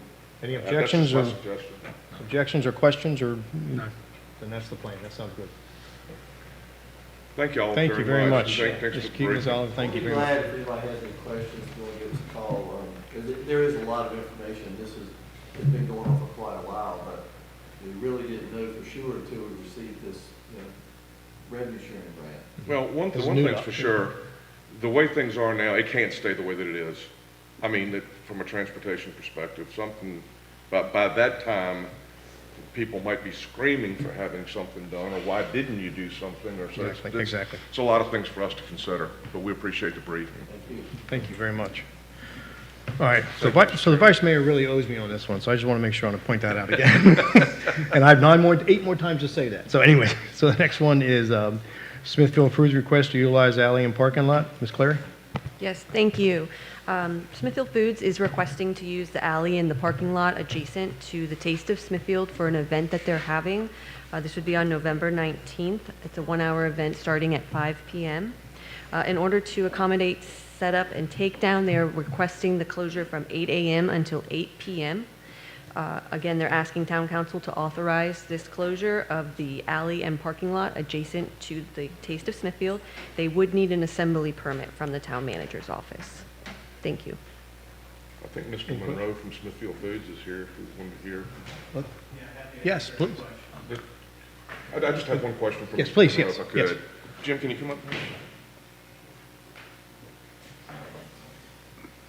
You state your name, please, for the record, Jim Monroe, and who you represent. Smithfield Foods. Thanks. Jim, the only question I've got is, that duration of period of time from 8 o'clock in the morning until 8 o'clock at night, is there any flexibility to reduce, I mean, the time frame for being all day long, or? Let me talk to our event planning team. I suspect we're not going to need that 12 hours. That's the only concern. Yeah, I think it could probably be condensed. I'd like to consult with some folks on our team, though, just to confirm exactly what window we need there. Okay, you'll be back at the next town council meeting. say, don't forget happy to do that. Yep. Please. Or somebody can Yep. come. Yeah. Get us. Okay, that's all I've got. Good, okay, thank you. Yep, thank you. Any other questions? Thank you very much. Go advance it to council. Yes, exactly, advance that one to council. Yes. Thanks for keeping me straight, appreciate it. The next one is special use permit for 1915 South Church Street. Ms. Clary? Yes, thank you. The applicant is requesting a special use permit to operate an indoor commercial recreation facility in accordance with the zoning ordinance, Article 3J C20. The proposed use will be a personal fitness facility known as Raw Fitness. It has an enrollment of about 25 to 30 clients per month. The training facility will operate by appointment only Monday through Friday between 4 a.m. and 8 p.m. The proposed use will not be a 24-hour, 7-day-a-week training facility. This was favorably recommended at the September 10th Planning Commission meeting. Positives, it would bring additional recreational facilities within town limits. Negatives, it is not a by right use and does require an SUP. Thank you. Thank you. I was at the planning commission. I don't think I can find that many people to say that many glowing things about it. That was, Jeff and I, that was, we were both looking at each other going, that's amazing. I mean, he must be a heck of a trainer. So any questions on that one? I'd just add, Mr. Collins, that we did ask staff, as a planning commission, to look at removing this from the special use requirements. We felt that this was something that was a logical use of the facilities, and that probably should not be required SUP on this. And we've asked them to bring us back language so we can make adjustments to that in the future. Good, thank you. Nothing else, we'll advance that to town council as well. Item number 4 is special use permit for 13453 Ben's Church Boulevard. Ms. Clary. Yes, thank you. The applicant is seeking approval to utilize 3 existing shipping containers as accessory structures. Due to our recent changes in our zoning ordinance, the applicant does need an SUP because the shipping containers are located in the Community Conservation Zoning District. It is unknown how long the shipping containers have been present on the property. However, approval of this SUP would bring the property into compliance. This application was favorably recommended to Town Council at the September 10th Planning Commission meeting. Positives, this application does bring the property into compliance as existing shipping containers are currently located on the property. Negatives, not a by right use and does require an SUP. One Thank quick you. question, if I could. This is the working farm, correctly? This is on the Edwards farm? Yes, sir. And they are not in plain sight. I mean, they're out there, but he does have them lined up to where he's done his best to keep them. Okay. That's why we didn't see them in the first review of this. Oh, okay. Because we tried to find all the ones in town and bring them into compliance under the grandfather. 'Cause you didn't see- And we didn't see these, so. Perfectly aligned with the Perfect. barn. Okay. Anything else? Then we'll go ahead and advance that to town council. Number 5, special use permit for 803 South Church Street. Ms. Clary? Yes, thank you. The applicant previously has received a special use permit, comprehensive plan amendment, and official zoning map amendment. This was back in April 10th of 2020. They did have a phasing plan that indicated they would connect to town water by June 1st, 2022, and install driveway improvements by June 1st, 2022. The staff report also outlines additional meetings and items that the applicants had requested and achieved. They are now looking for an SUP in accordance with Article 3 IC 30. This is for a waiver of parking and loading requirements. This is for relief from having to pave the parking lot and for the parking lot to remain a gravel lot. The Planning Commission did favorably recommend this application in August with the condition that the applicants connect to town water within 2 years. Town staff do recommend approval of the gravel parking lot under the condition that the applicant connects to the town water system within 30 days of town council's approval, if approved. However, if town council feels as though additional time is needed, staff do request that approval of the gravel lot is conditioned on the applicant returning with a special use permit, an amended special use permit request to stay connected to the well and not town water, because right now the applicants are in violation of their special use permit by not connecting to the town water system. I'd be happy to answer any questions on that. Thank you. So the intent of this hearing, public hearing, is to wrap things up as far as both the parking lot and the tap issue, have it all heard. Town council can decide what it's going to do one way or the other at the meeting. Is that correct? For clarification, the applicants only applied for the use of gravel as their parking lot. Town staff did recommend approval of gravel provided that they connected, which would bring them in compliance with their special use permit. The 2-year extension granted by Planning Commission, staff feels as though that requires an additional special use permit because right now they are operating in violation of their special use permit. So if town council is not in favor of the applicants connecting within the 30 days and wants to give a longer extension, we are suggesting that the recommendation is that the applicants return in order to amend that special use permit because they did not connect by June 1st of 2022. I'm sorry, I'm missing something how you're explaining it. Just that, Okay. I mean, I thought I read it and I thought it was clear, but It is. I'm missing something. It With the is. gravel and the connection. I think, When they applied for their initial zoning, they asked for 2 special use permits. One to just use gravel, and they would pave later, and that they would connect later to the town's water system. Right? Those have expired. They've run out. They ran out of time. And so they came back and they said, they applied for an amendment to a waiver from the requirement to pave the parking lot. to remain gravel forever. Remain gravel. And if that gets approved, that's fine. But they did not apply to deal with the water issue, although the water issue was still out there as well. And so one of the conditions that staff said was hook up in 30 days, and then that takes care of your violation of the special use permit about the water. All right. The Planning Commission says, for very good reasons, and you've probably read them or seen the comments, but their recommendation is no, 30 days is not reasonable, we should go 2 years, okay? It's coming to you to make a decision about that, and you can make a decision however you want to, but the special, it sounds like it's really piling on with administrative stuff, but it's not her fault. It's these permits were in place, and had they abided by them, everything would be fine. Well, they were asking for relief, and that's fine. They're entitled to ask for relief, and you're entitled to give it or not. But if you give relief on the parking lot, you still got to deal with the water one way or the other. And one of the solutions may be, maybe you give them the 2 years, maybe you don't, maybe you come up with something else. But in any event, that's going to expire, and so no matter what you do, they're going to have to deal with the water going forward, and you're going to basically give them some direction as to how much time it is before you have to connect to the water, if ever. But is this basically a financial decision? I mean, have they said that they have not done the paving or the water because they are not able to, or? Their argument is that it's too expensive. So, I mean, and they're gonna. The town's fees are too expensive. No, The- no, the no, cost no, of no, the no, no, water. no. Yeah, No. yes. So construction cost. Yeah, I have one question.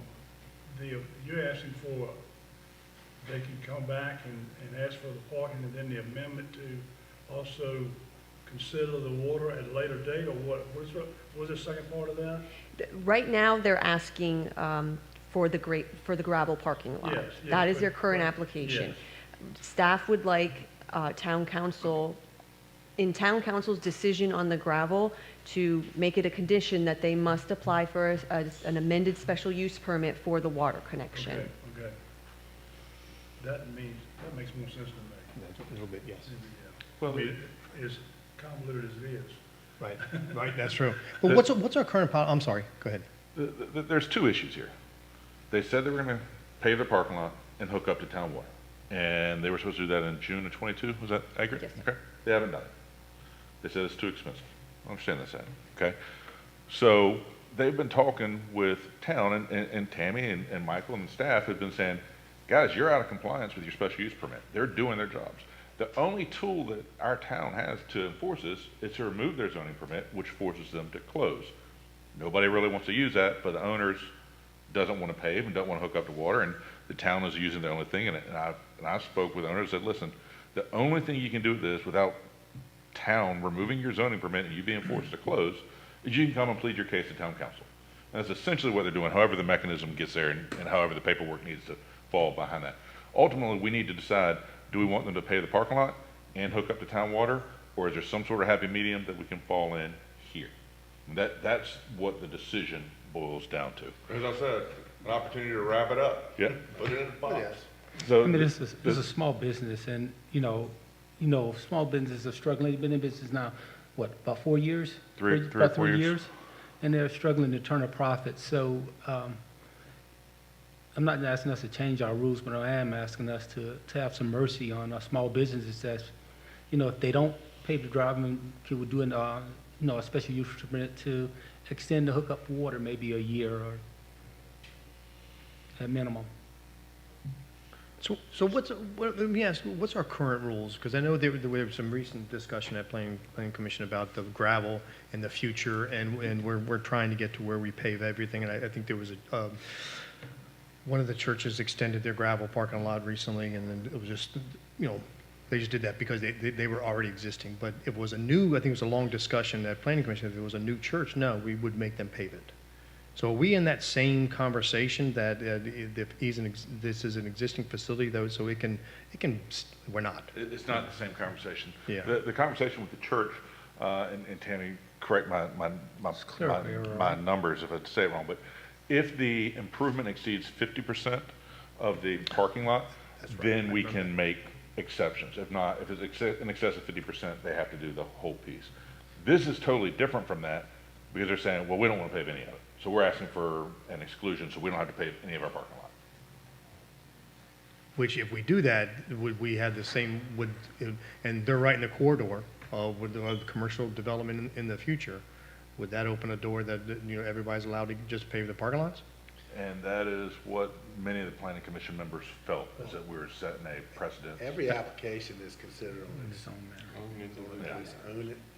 footing. I mean, you consider them, but there have been, years ago, there was a general policy that it was the intention and desire that as things develop, the parking lots would get Come in paved. compliance. Well, that's back to the small business issue. Every time, not every time, but quite often, whether it's a small facility or small business or whatever, they can't afford it. And so council and planning commission made exceptions, and they've been, it's been considered on a case-by-case basis. And I'm kind of okay with that, I mean, especially with a small business, but why are they asking for a waiver, complete waiver? Why wouldn't they ask for an extension on that, like they promised in their initial SUP that they were gonna get it finished in 2 years, it didn't happen. Why wouldn't they ask for an extension on both items for another 2 years? Well, Instead of saying, hey, no, I'm gonna keep my parking lot gravel forever, and then I'll deal with the water on another 2-year extension. I can't speak for applicants on why they would do that, but you're really just kicking the can down the road. Well, that's all it is anyways. You know? Yeah, but you are with the water anyways. I would very much like to see us come to us. We gave them 2 years to start off with.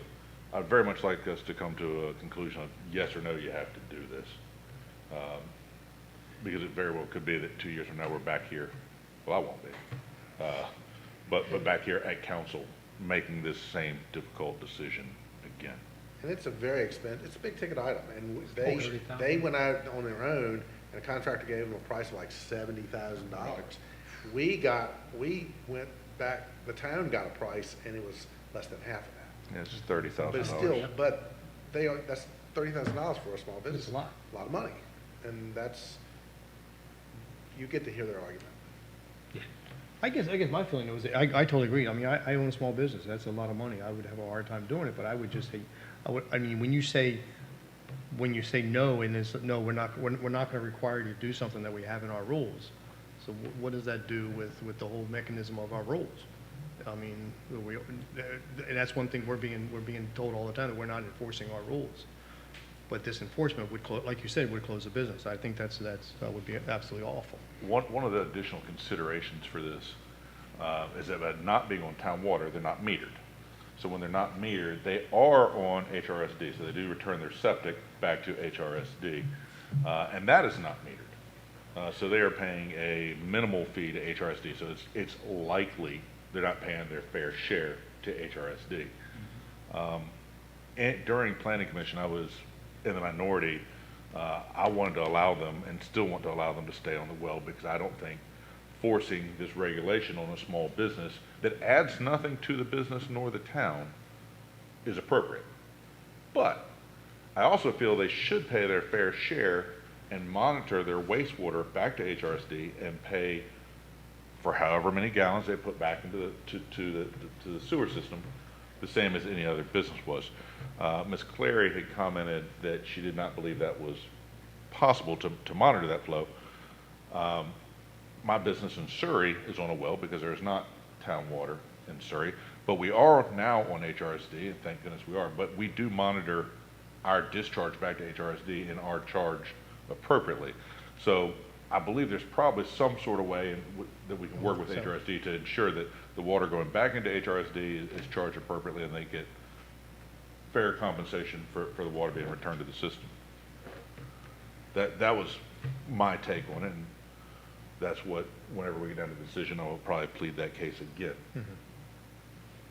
But my point in saying that was that I really want you guys to understand that the HRSD, the sewage going out of it, was not being properly paid for, and I would like to see us, if we agree to allow them to stay on a well, that we at least make them pay for the proper. Because that is a direct impact. Because that is a direct impact, and that is a direct The water cost. is not, but yes, I agree. Yes. Okay. I will add, they are in conflict with our design standards. Our design standards require commercial structures to have a 2-inch connection, which they're not, because they're not connected to the town's water. But they have to install a 2-inch line, but they don't have to pay for a 2-inch meter. And there's a big difference because if they don't need that much water, they don't have to pay for a 2-inch meter. And there's a big difference in the tap fee between a 2-inch meter and Three-quarter, I think. 3/4? 5/8. Is half inch, 5/8? It's whatever the business Is that the would lowest need. one? 5/8 is But our there's a residential. there's a big difference in the tap fee. Okay. I think we ought to bring them in here and let them Yes. take the case, and Yes. let's get this thing taken care of. So any objection to forwarding this to town council? No, All right. I'd love for us to be able to Yep. finalize it. Yes. All right, let's do that. We'll forward this to town council, and then, so the next one is number 6, special use permit 102 Underwood Lane. Ms. Clary. Yes, thank you. The applicant is requesting a special use permit to operate a private school. This is in accordance with the Smithfield zoning ordinance, Article 3HC 13. The proposed private school will be known as Great Oaks Learning. It's intended to employ 4 people. 2 will have Virginia teaching licenses. The applicant intends to maintain a student-teacher ratio of 1:5 and limit class sizes to a maximum of 10 students. Morning sessions are offered to high school students, grade 9 through 12, and then 1st through 8th would be reserved for the afternoon sessions. This application was favorably recommended to Town Council at the September 10th Planning Commission meeting. Positives, the proposed private school would provide parents looking for a more personal learning environment with additional education options within town limits. It is not a by right use and does require an SUP. Thank you. Any questions on this one? I thought it was a good presentation, that planning commission explained everything. With that, with nothing heard, we'll go ahead and forward that to town council. Number 7, amendments and revision to the zoning ordinance. Ms. Clary. Yes, thank you. Localities are required to update their Chesapeake Bay Preservation Ordinance. Staff did use the model ordinance that was provided by the regulatory agencies. This still requires applicants to obtain a CBPA exception for encroachment into that RPA if they're a predated lot, like the example that we had on Smithfield Boulevard. Also, our WQIA application will now feature a resiliency assessment section, which is required by this model ordinance. We will update our Site Vista application and rename it as a buffer management permit, and this will align with the model ordinance as well. This application was favorably recommended to Town Council from the Planning Commission with the condition that any changes requested by DEQ be incorporated into the final ordinance. Thank you. Thank you. Any questions? Objections to forwarding this one? All right, we're going to forward it to Town Council. Number 8, sale of publicly held property at 228 Main Street. Mr. Riddick. There's a notice published in the paper. There will be a public hearing at the council meeting to consider the sale of the property at 218 Main Street, and the public is invited to comment. Vice Mayor called me. I think she had a very good question. She asked me to ask you to explain to everyone watching the process that we are in discharging publicly held property, from the RFP and then the legal process, the steps that we're in. Well, the town council voted to offer the property for sale, and so there was a request for proposals. There was a period of more than a month, I think. The RFP went out, and anyone had the opportunity to make a proposal. It was a sealed bid. That's where you're required to submit your sealed bid by 3 p.m. on the day of the bid opening, and we received 2 bids in a timely fashion on that day. All the bids were tendered on the day they were due, although anybody could have submitted their bid anytime within the 30 days. But everyone chose to submit their bids on the day of the opening. 2 were received and 2 were opened.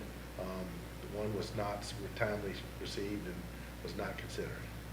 And even though bid opening was an hour after bid due time, that doesn't, it's still the bid due time is the time that the bids are due. It's not fair. Right, I mean, right. the rules are the rules. You have you had 30 days. There was a time when they were due. There has to be a time when they're due. And so we accepted them. The person who submitted the bid, he acknowledged that he did not submit a bid timely. There were allegations or arguments that person made prior offers. Well, first of all, there was no town and was not selling, and second of all, that's not correct. Mr. Stallings has the information. We've never received any copies of any appraisals by him, so none of that's really relevant. But the decision is up to the town council after a public hearing on Wednesday night. And the reason we started this is, like Ms. Harris said, is just to get that building off of our tax rolls. That's really what it was, as simple as that, and then there's a legal process to get into to make sure we're able to do that legally. Okay. Any other questions on this? Couple questions. At what point will we be releasing information on the potential sale, including the details, the use and the price of it? I mean, that's up to you. We have a signed contract from the prospective purchaser, the high bidder. So the public they've asked for that information, and they've also asked for our appraised price. I know we've held that pretty tight to date as we go through this, which is fair and appropriate. But when do we plan on releasing that so that the public can have that information for their viewing? I mean, I think it has to be disclosed at your council meeting. At least the appraised value is really that's not relevant. That's something that's not, you don't. Understood. I mean, you may release it, you don't have to. But So the purpose of us keeping this tight was to have negotiation with the landowners or the potential purchasers, correct? Yes. And we have done that now? Yes. Yes, we have a signed contract? Yes. Yes. So would it be prudent at this point to release that information? You can, sure, certainly. Okay. I mean, I don't do see any you guys have objection. any issues with? I don't have with any doing objections. that? No, I don't have any objections. Do we have any objections with releasing the appraisal that we received? Again, I don't know how it's relative versus fair market value, but I have no objection to that, no. I mean, I think it's relative. I think the public needs to know every single thing that we have at our disposal regarding this I I agree with transaction. that. Yeah, I agree with that. I we- agree with that. I don't feel we have anything to hide. No. We don't. And with the amount of accusations we've gotten over the years, I want to make sure that they've asked. I mean, Absolutely. Ms. Harrison or Mr. Cutler, one, just said, hey, we'd like to see this information and we'd like to see it prior to the council meeting. I think what we should do, wait till Mr. Stallings gets back from his conference, and then we can direct him to release any and everything that good idea. our town Good attorney idea. believes is, Well, as long as there's nothing that jeopardizes anything of what we're doing or runs afoul of the law. The only thing we have is a contract in a form which you directed me to prepare one, I prepared one, and the high bid and the appraisal. We had an appraisal done, and I'll just state it,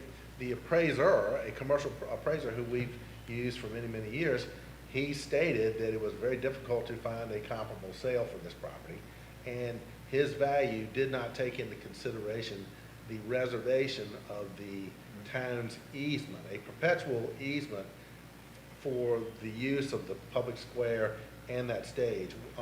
The deal is that we've made, the town is going to continue perpetually to maintain, cut the grass, landscape the front area of the town's property, and will be responsible for maintaining and keeping in good repair the gazebo that's just been recently built. We spent more than $100,000 on that, I think. I don't remember Around that that. number, but I think it's about 125, I believe, something like that. That's a lot of money. But that's not reflected in the appraisal, but that information is available. What's up, Michael? I'd like the public to make up their own minds on where they think that the value of the property should be. We have an appraisal, we have a perpetual easement. Is that worth something? Is it not worth something? It gives the town the right to control activities on that, hence the concerts, the Friday concerts. But rather than us tell them, well, it doesn't include that, and we think it should be worth this amount of money, let them decide for themselves. Well, it's ultimately your decision. I mean, the decision is by the town council, not, I mean, you can take public comment, but y'all have to make the decision. No, what I'm saying, Bill, is they can decide for themselves, well, the appraisal was X, however, with that perpetual easement, it's really probably X minus 5. And the public may say, that's not true, it's X minus 2. They have an opinion. What I'm saying is, I don't want to be the one to tell them what it's really worth. So that's why- We have a professional appraisal that has been put out, and here's what the bids were. Y'all guys decide for yourself. Well, they're Councilman independent thinking Brooks. individuals. I mean, to say otherwise would almost be an insult to them. They're going to think what they want to think to begin with because they're intelligent, independent thinking people, and to provide them everything we'll provide provides them all the necessary tools to make their decision. So I agree with you, Mayor. We provide them with the information. People are going to make their minds one way or the other. We're just going to give them the information. Well, here's the point. I mean, the elephant in the room is that the proposed sale price is less than the appraisal. They believed that for a while. That is the truth, and we are going to share that when Michael gets back. We need to understand that why council looked at that is because we control the front of that building. We control that yard. We have access to it into perpetuity. The difficulty in putting the price on the Smithfield Times building, which would eventually be the front of the building back, there's no room for growth on that property. There's limited expansion ability. There's a limited sale that only have to be to the right people, and there's limited parking. So that's why we made the decision that we did, and that information will be coming to you guys shortly, as soon as Michael returns from his conference. put it all the cards on the table, guys. We don't have anything to hide. Nothing. You know, we have decisions to make, and we have tough decisions to make sometimes, and, you know, the more information we share with the public about why we made the decisions, they don't have to agree with our decision or what, but at least they know why the decision is being made and why we feel a certain way. So yes, the proposed sale price is less than the appraisal we received. We felt that we were okay with that because of the easement we have on the front of the property. We're basically able to keep half the property for ourselves and use it for town functions forever, and we felt that that was okay. And also, let me go, so, Yeah, and just dovetailing onto that, we were in a process. And the process was, we're gonna take the building off the rolls. Let's put it out for an RFP. That RFP had rules set forward. Everybody had visibility on those rules. The only thing we had in front of us when we reviewed the proposals were 2 proposals. There was not a third proposal out there. Anybody can say anything they want that they can talk. If it's not sitting in front of you, I'm an old federal bid opening officer, that doesn't matter. I mean, it just doesn't come into the equation. We only had 2 proposals to accept, or not. And the one proposal was relative to what we had and what we put into what we had. We weren't losing any money because it's less than what we paid, but we obtained rent over years. So financially, it all made sense. But we were in a process, and that process cannot be derailed just because we want to do something. I mean, I know we can. It's our decision, but it's not. In my opinion, it can't be arbitrary. It just can't be arbitrary. We had a responsive, in my mind, a responsive and responsible bidder that they submitted a responsible bid, and we considered it, and it passed the muster. But it's not that we can just go around and just doing things on our own. So I don't think it was just a cut and dry, going back to the decision process, or it was a cut dry to the decision process. And for clarification, the bids were released to the paper. Yes. The bids have been released? Okay. All right. Any further discussion? All right. We will forward that Number 9 is Number 9, legislative priorities. I'll take that one. I talked with Michael today. We are going to advance to our legislative delegation a request for funding to complete the South Church Street improvements, which would include the multi-use path and widening of the roadway. Mr. Riddick, Michael did mention to me, we've now gone to this extended period of time for public hearings, the advertisement. Michael suggested, and I agreed with him, that maybe we should ask them to revisit. To go back to the way it was. To go back to the way it was, because I'd like to know the answer, number one, why it went to what it went to, but that is really slowing down the wheels of us helping. Yeah, Go ahead. It may not affect some localities, it just depends on when you're well, in a big city. It affects when the paper is published. That's what got us. It's a function of the newspaper, because in a big city, for Newport News, for example, they can have their meeting tonight, and they can easily meet the deadline. Yeah. We can't, because we can only publish once a week. Yes. So we don't have the flexibility to do that. Well, he mentioned that, and I said I would bring that up, and I didn't think there would be any objection to asking our legislative delegation That's a great idea, to revisit that as well. It's a real, time is money for people, and these processes are long enough as they are, and this just makes it longer.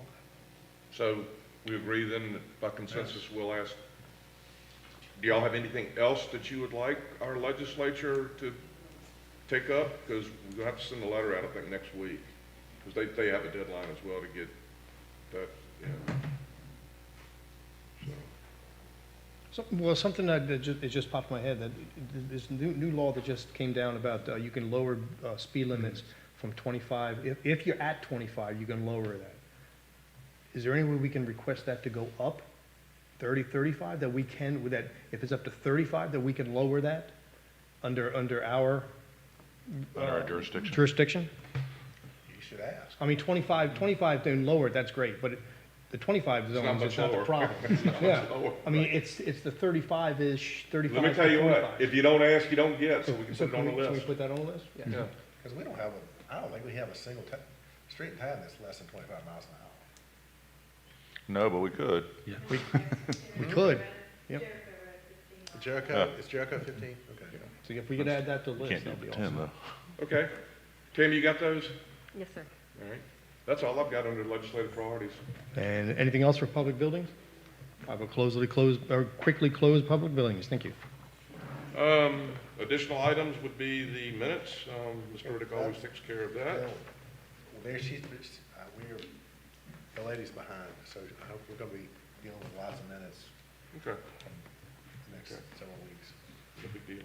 Anything else come before committee? If not, meeting adjourned. Thank y'all. Thank you.